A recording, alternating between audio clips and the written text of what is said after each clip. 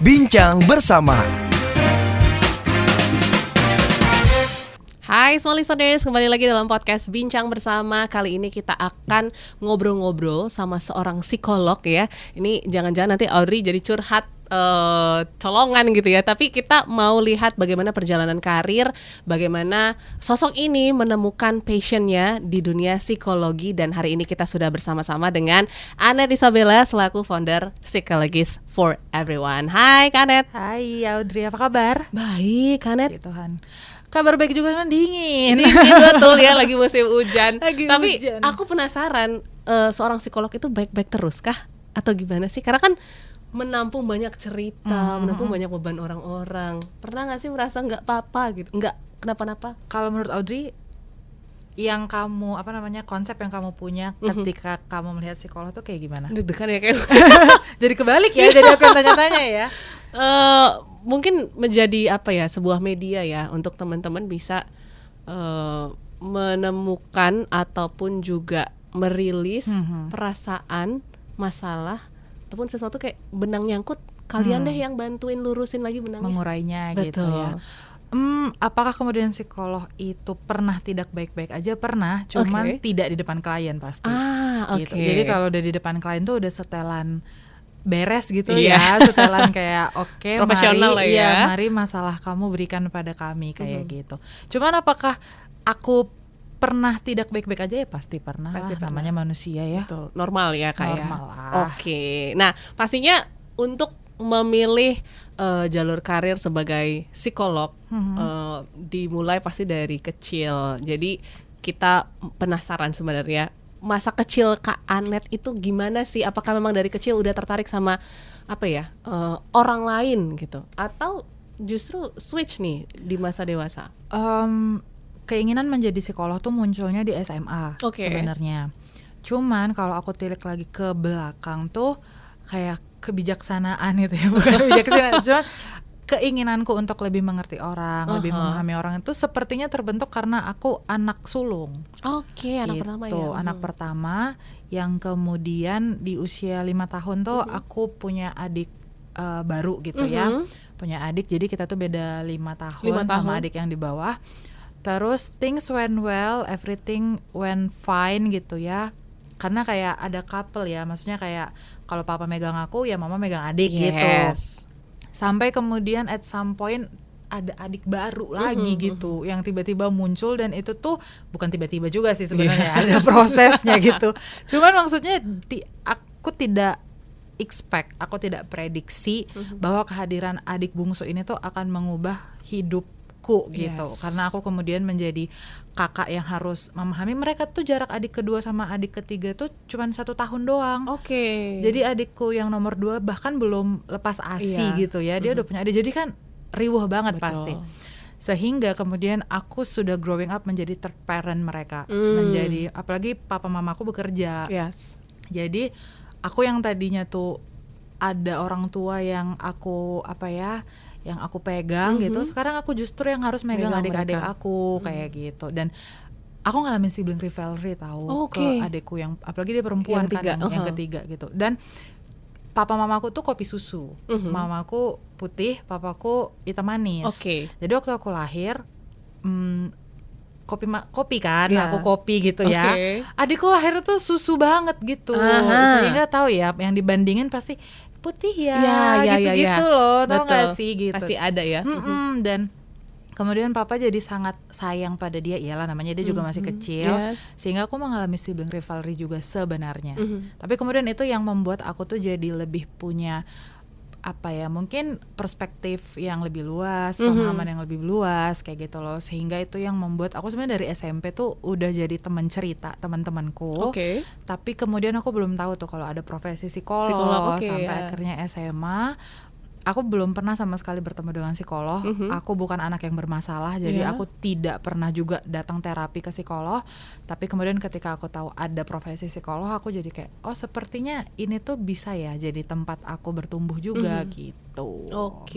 Tapi menarik ya, dari perjalanan sebagai seorang anak sulung, kakak gitu ya.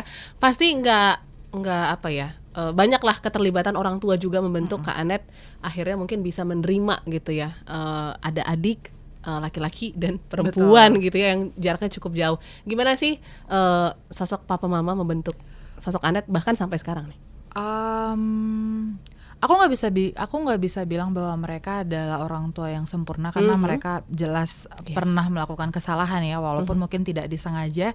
Dan ketika aku kemarin S1 psikologi, kita udah makin gede-gede gitu kan, ada loh momen dimana kita duduk berlima tuh dan kita membagikan gitu kayak luka-luka gitu, perasaan yang jadi kayak aku bilang kan, aku pernah loh sebenarnya sedih ngelihat kalian tidurnya tuh berempat. Meanwhile aku tuh kamar kan cuma 2 ya, jadi mereka tidurnya berempat dan aku sama sendiri. Kakak gitu, sama kakak yang jaga. Terus early morning gitu kayak jam 5 jam 6 gitu tuh aku kayak ke kamar mama papa mau tidur di sana gitu. Tapi aku udah kehabisan tempat, sedih gitu ya, udah full gitu. Dan aku kemarin menceritakan ke papa mama dan aku nangis dan kemudian papa mama saying sorry dan kemudian kita jadi baik-baik banget sekarang gitu. Nah, yang kemudian aku lihat dari papa mamaku dan aku berharap kelak aku bisa seperti itu adalah mereka tidak ego, mereka tidak mempusatkan bahwa superioritas tuh ada di orang tua gitu. Mereka sangat belajar dari anak. Mereka tuh dulu cukup memandang remeh ya, kok ada sih anak SMP stres gitu. Kayak masalahnya apa sih, seberat apa sih kayak gitu ya. Sampai akhirnya aku menjadi seorang psikolog, aku banyak berkecimpung di dunia itu gitu. Mereka bisa belajar dan mereka bisa menerima perspektif baru itu dan mengubah konsepnya gitu. Akhirnya sekarang mereka kalau misalnya ketemu sama even ada keponakan SD gitu kan, konseling sama kakaknya gitu sekarang gitu. Aware jadinya jadi sangat berlebihan aware ya jadinya ya gitu. Over aware. Karena misalnya kita lagi acara tahun baru, acara Natal tuh aku jadi seolah-olah kayak buka praktek gitu.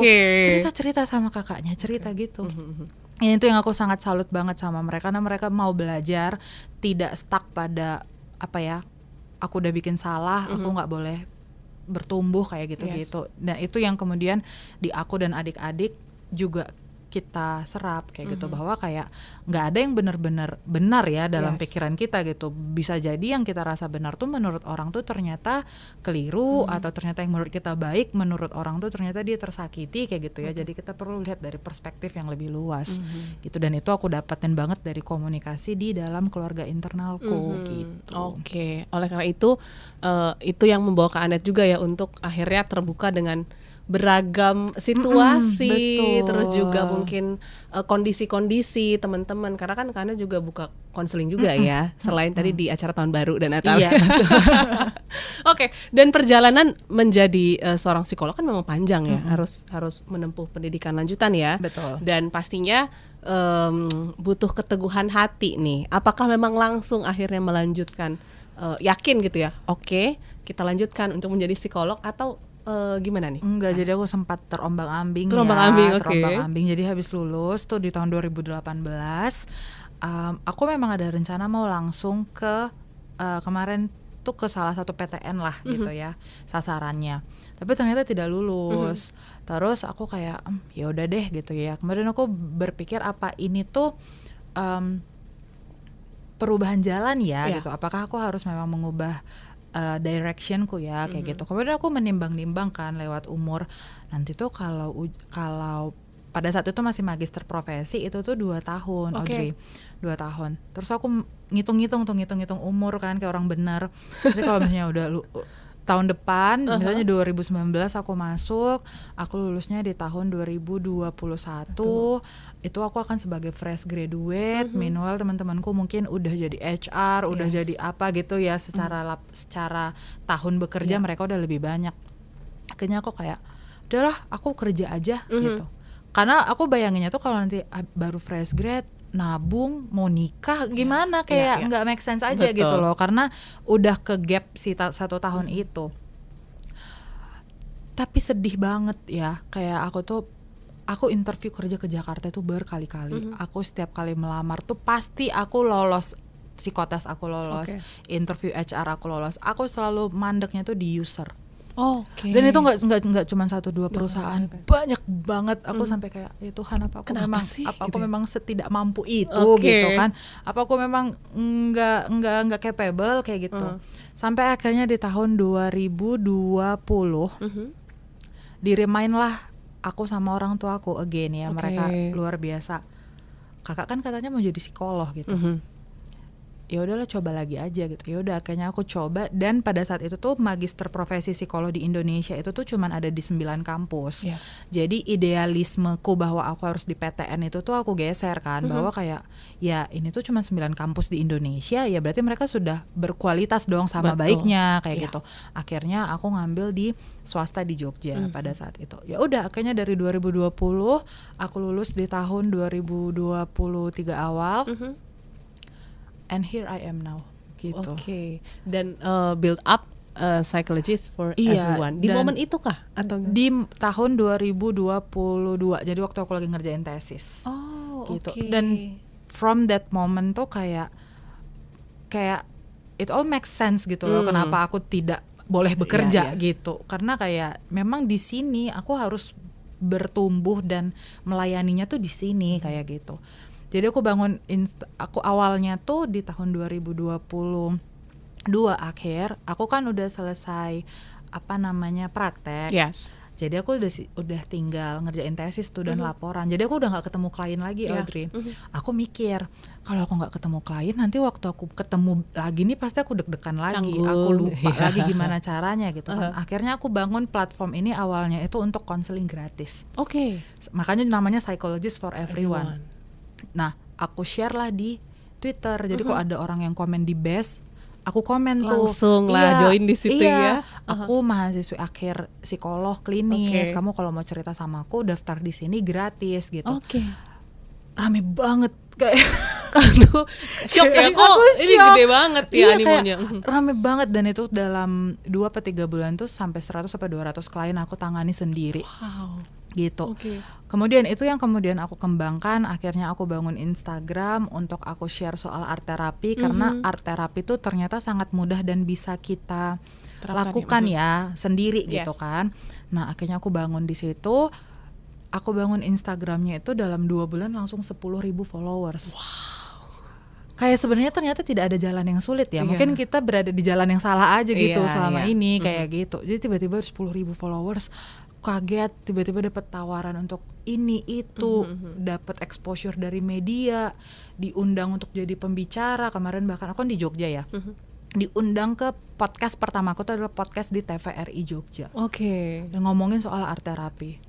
Gitu. Akhirnya si Psychologist for Everyone counselingnya juga nambah terus kayak gitu kan, dan sekarang sudah berbayar walaupun masih sangat-sangat affordable. Totalnya itu yang udah pernah menjadi klien di kita tuh sudah hampir 1.000 klien dari tahun 2022 itu. Dan per tahun ini PFA udah ada 4 tambahan associate psychologist-nya. Jadi bareng sama aku kita ada berlima gitu. Dan baru jalan 3 bulan ya, jalan 3 bulan ini tuh sudah hampir 700 klien yang kita tangani. Gitu. Di satu sisi ternyata banyak yang stres gitu ya. Betul, banyak yang butuh psikolog ya. Banyak yang butuh bantuan, tapi terus di sisi lain ternyata PFS segitu diterimanya sama teman-teman. Nah tadi Kak Anet juga menyebutkan art terapi gitu ya, dan mungkin sebelum akhirnya menerapkan metode ini ke klien, ke teman-teman yang curhat dan sharing, pasti Kak Anet juga menjalani sendiri. Betul. Momen pertama kali akhirnya mencintai dan mendalami art terapi itu kapan sih dan kenapa? Aku tuh lagi praktek di RSJ di Magelang. Dan itu lagi setelah deket-deket abis mau beres COVID gitu lah. Jadi kita masih sangat terisolasi kan. Kita di asrama tuh interaksi dengan orang luar tuh sangat minim. Jadi kita memang banyaknya tuh ketemu sama teman-teman ODGJ yang di sana. Terus beban untuk dapat kasus, ngerjain laporan, ketemu sama teman-teman di sana tuh sangat bikin energinya habis gitu. Apalagi kita sebenarnya aku tuh angkatan COVID. Jadi waktu teori itu kita online. Pertama kali kita offline tuh langsung praktek. gimana gitu ya. Aku nggak pernah tuh, baru itu aku ketemu sama teman-teman skizo, baru itu aku bertemu dengan teman-teman yang mungkin sangat depresi dan itu tuh ternyata sangat ngefek ya energinya gitu. Betul. Terus mau cerita sama teman-teman juga mengalami hal yang sama kan, jadi kita sama-sama gitu, sama-sama kan rasakan bebannya. Iya, terus mau ngubungin ke orang tua kemana gitu, maybe they won't really understand gitu kan. Jadi daripada aku memaksa orang untuk kemudian memahami apa yang aku rasakan, tapi aku pun nggak tahu apa yang aku rasakan gitu. Akhirnya ya udah, dari situ aku mulai coret-coret awalnya, kemudian aku mulai journaling, aku kemudian mulai belajar soal art terapi, sehingga setelah dari RSJ itu kita lanjut praktek ke puskesmas, aku mulai menerapkannya ke klien-klienku di puskesmas gitu, karena that works for me. Aku bisa bertahan 2 bulan di RSJ dengan tetap sehat kayak gitu kan ya, salah satunya karena si art terapi itu. Gitu. Tapi gimana sih respon teman-teman atau mungkin ya yang curhat-curhat ke Psychologist for Everyone ya, untuk akhirnya mereka menggunakan metode art terapi untuk memulihkan lah diri mereka? Sebenarnya karena apa ya, terapi psikologi itu nggak pernah ada yang satu terapi itu cocok untuk semua orang gitu. Jadi art terapi pun sebenarnya tidak cocok, tidak bisa dikatakan cocok untuk semua orang. Aku baru posting video kan di PFE, hit 4M apa ya viewersnya gitu. Jadi kan udah jadi kayak bola liar ya, udah sampai kemana-mana. Dan itu detailnya sangat rapet-rapet gitu. Akhirnya tuh muncul komen-komen yang kayak, aku geli, aku nggak suka, ternyata aku pusing, aku mau coba ternyata aku mual, kayak gitu-gitu loh. Nah ternyata kan tidak semua orang cocok melakukan art terapi. Cuman untuk teman-teman yang kemudian cocok dengan art terapi, mereka banyak sharing sih dan banyak ngetek-ngetek juga ya ke Instagram atau kemudian DM bahwa ada yang pola tidurnya jadi lebih enteng gitu karena dia coret-coret di malam hari. Kemudian ada yang dia jadi lebih paham juga soal emosinya. Ada yang tadinya dia mau marah tapi jadi nggak jadi gitu ya, karena dia coret-coret gitu sih. Jadi untuk orang yang cocok itu akan bekerja dengan baik. Tapi kalau untuk orang yang nggak cocok, berarti memang mungkin butuh metode terapi yang lain atau metode yang lain gitu. Wah, berarti eksplorasinya memang benar-benar ke klien langsung dan mereka kasih feedback positif juga ya, kayak yang cocok. Tuhannya gitu. Nah, pasti dalam dalam sehari-hari ini kan kegiatannya konseling, ketemu klien, terus juga mungkin kasih seminar dan lain sebagainya gitu ya Kak. Pasti akan ada energi yang terkuras banget gitu. Gimana sih cara Kak Anet sendiri untuk menyeimbangkan ataupun work life balance lah ya kita katakan. Sebagai psikolog, apa sih mungkin healingnya seorang psikolog? Kalau Kak Anet sendiri? Aku tuh selalu libur di hari Kamis. Jadi hari Kamis tuh aku tidak menerima klien. Hari Sabtu aku terima tapi cuman sampai jam 12. Jadi habis itu tuh udah aku weekend tuh sampai hari Minggu. Itu salah satu hal yang aku upayakan ya, supaya aku at least tidak terlalu overwhelmed gitu ya dengan cerita-cerita klien. Kemudian aku tidur. Aku kalau habis event, habis ketemu sama workshop atau misalnya bertemu dengan banyak orang kayak gitu ya, aku pasti cari makan enak terus pulang dan tidur gitu. Dan kalau ada teman-teman yang melakukan hal yang itu, that's totally normal gitu loh, karena begitulah cara tubuh kita memang merecharge energi kan gitu. Tapi kalau healing yang benar-benar healing menurutku tuh nggak rutin aku lakukan sih, cuman memang kayak me time, quality time dengan orang-orang terdekat, kemudian mungkin melakukan trip kayak gitu-gitu memang harus dilakukan gitu. Tapi kalau sehari-hari aku selalu memasukkan olahraga dalam rutinitasku. Jadi olahraga kan itu memproduksi hormon-hormon bahagia ya. Jadi itu tuh bisa membantu tidak terlalu overwhelm gitu dan tidak overwork sih. Gitu. Nah ini penting. Karena ada beberapa klien yang kemudian, Kak boleh nggak aku disisipin gini-gini gitu. Meanwhile jadwal udah padat banget gitu. Di satu sisi kan pengen bantu, cuman kan nggak boleh dong mengorbankan diri sendiri untuk orang lain. That's why kemudian diberikan pengertian, nggak bisa hari ini, maaf banget gitu. Karena we cannot be there for everyone every time. Betul. Gitu sih kalau yang aku lakukan. Dan kalau udah penuh banget ya konseling ke psikolog. Oke, pernah berarti kan kalau waktu itu belum pernah. Kalau sampai dengan sekarang udah pernah. Udah dong. Udah. Gitu. Oke. Aku sudah konseling dengan psikolog beberapa kali. Tapi sepenting apa sih sebenarnya Kak mungkin kita kadang kan ngerasa ya kita normal-normal aja gitu ya. Kapan sih waktu yang tepat sebenarnya? Nah, sekarang ya kalau misalnya kita ngomongin tren ke psikolog tuh beberapa tahun yang lalu, mungkin memang untuk orang-orang yang udah punya gangguan gitu, yang udah kayak punya keluhan. Tapi kalau sekarang itu tuh ke psikolog tuh udah kayak lifestyle ya menurutku. Jadi aku ketemu sama psikolog tuh ya ngobrol kayak gini tuh recharge banget menurutku gitu. Di mana selama ini aku jadi pendengar dan di saat itu tuh aku bisa bercerita panjang lebar dan aku didengarkan dengan baik gitu. Dan banyak juga klien-klien di PFA itu tuh yang tidak punya diagnosa, jadi nggak ada diagnosa depresi, nggak ada diagnosa bipolar, jadi memang datang untuk sekedar sharing, untuk sekedar brainstorming, untuk sekedar memberitahu kayak update kehidupan dan pertumbuhannya kayak gitu. And that's totally okay juga. Karena sekarang mungkin kalau ngomong sama temen tuh takut ya gitu, kayak dia juga punya masalah nggak sih gitu, takut membebani aja takut sih membebani gitu. Nah, kehadiran psikolog tuh bisa mengisi gap itu gitu. Karena bagaimanapun kita butuh teman untuk cerita, kita butuh didengar, itu tuh kayaknya kebutuhan manusia banget gitu. Dan pastinya kan sekarang dan mungkin diharapkan PFA dan juga mungkin Kak Annette sendiri ya bisa tetap banyaklah memberi dampak ya untuk orang-orang sekitar. Amin. Nilai-nilai apa sih yang Kakak pegang gitu ya, sehingga nanti kedepannya pun akan bisa tetap memberi hal yang positif gitu untuk orang-orang sekitar? Kalau aku, ini yang kemudian nilai yang kita cari banget dari setiap psikolog yang kemarin daftar mau menjadi associate. Karena kalau kemudian kita tidak punya nilai yang sama, sepertinya tuh akan susah gitu. Seperti namanya Psychologist for Everyone tuh, psikolog ini untuk semua orang, terlepas dari kemampuan mereka bisa bayar atau tidak gitu. Layanan psikologi tuh mahal banget gitu, walaupun kemudian ada opsi-opsi gitu ya, termasuk PFA kan salah satu opsinya gitu.